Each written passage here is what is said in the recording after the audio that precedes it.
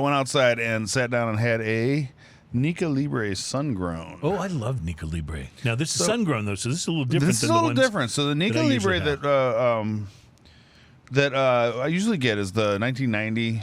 Right. And it's a Maduro, and it's just a bunch. It's like a little candy bar, basically. It's delicious. It's wonderful. It is wonderful, it's yes. not very expensive, so it's wonderful. This is the sun-grown. I hadn't tried it before. Me and a buddy of mine, he does a lot of the cigar bid stuff. Mm-hmm. So he always sends me messages. Hey, you in on this? You in on that? You know, I'm like, yeah. So we ended up with some of the sun-grown Nica Libres.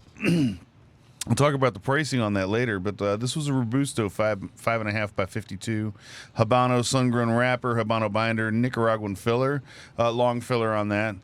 The appearance, it's box pressed, reddish brown wrapper, smooth with some veins. You'll be able to see it in this picture right here. Medium firmness overall, classy red and gold labels. What I put down, but then I realized when I pulled the label off later that it's actually two separate labels that look like one label. It's the Nica Libre label and then one that says sun grown underneath it, but it looked kind of like it looks like it's all one. Yeah, it's kind of like the Le Bijou from my father. Right. It looks like it's all one, but then you realize they're actually separate. Yeah. When you're pulling it, it's two separate labels. The pre-light sniff on this, I got earth, I got barnyard, I got fermented hay, I got chocolate, and a touch of tea leaf at the foot. The pre-light draw on this, I used a punch, had a light draw to it, earthy and sweet, mocha and coffee, slightly creamy kind of taste going on in there. The initial light, Nicaraguan pepper blast right off the top. Nice. Really nice. If only we had a song to celebrate the Nicaraguan one day pepper there will blast. be. Yeah, that's what I've heard. And we're going to have to go through and retroactively put it in every place where you ever attempted to sing. Yeah, you listening, Adam? Good luck. Anyway.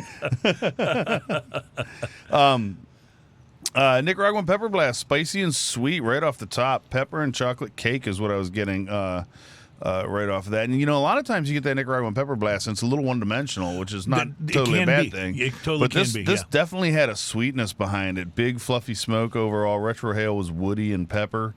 The first third of this, wood and spicy pepper at a solid medium strength, backed by a powdered sugar kind of sweetness, notes of dark chocolate, coffee, earth, and nuts. Retrohale's woody and pepper. Flaky ash. It does have a flaky ash. It will fall on you. Good burn. The second third of this, consistent flavor profile. There really wasn't a lot of new stuff happening once you got into that first third of it. Pleasant, nutty aftertaste lingers long after each puff. Pepper and sugary sweetness pick up just a little bit here. Retrohale is peppery and woody. It has a very flaky ash, so make sure you tip it. And you sound like a man who's saying this from experience.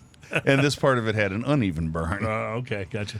Now, I never tended the burn, but the burn by the end of the cigar was perfect again. Like it kind of did this thing where it was going straight, and then it kind of leaned over a little bit and got a swerve on, and then got straight back up again. The last third of the cigar, pepper backs off slightly. Woody notes become decidedly cedar. Sweetness disappears, replaced by coffee. Retrohale is pepper and cedar. Very flaky ash, by the way. Good burn. That.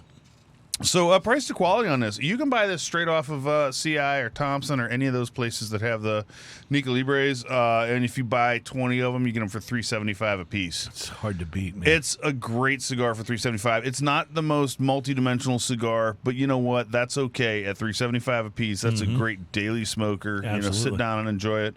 I gave it a 6. Nice. Okay. Nice. However, I think we got them for less than $3 a piece on Cigar bid Bid on them, yeah. So I'm giving it a 6.5. Nice. Maybe even bumping it to a 7, depending on how cheap you get. But I think we paid right at $2.80 or something like that. Nice. Once shipping was cleared and everything, I think we paid just under $3 a if stick. If it's smokable at that price, it's almost worth it, right? Like when you can find a stick like that, and I fill my humidor with a lot of those because first off, if your humidor is at least half full, it's going to regulate better. Yes, it's going to hold its humidity better and everything like that. So And I have a problem with my humidors because cigars seem to just disappear. I have the evaporative problem with my humidor too. Like I'll put 20 in, and I'll look a couple days later, and it's like, well, there's only 16 now. I don't know what happened. What happened? Yeah, exactly. So, but yeah, I mean that's another issue. We'll have to talk about that another time.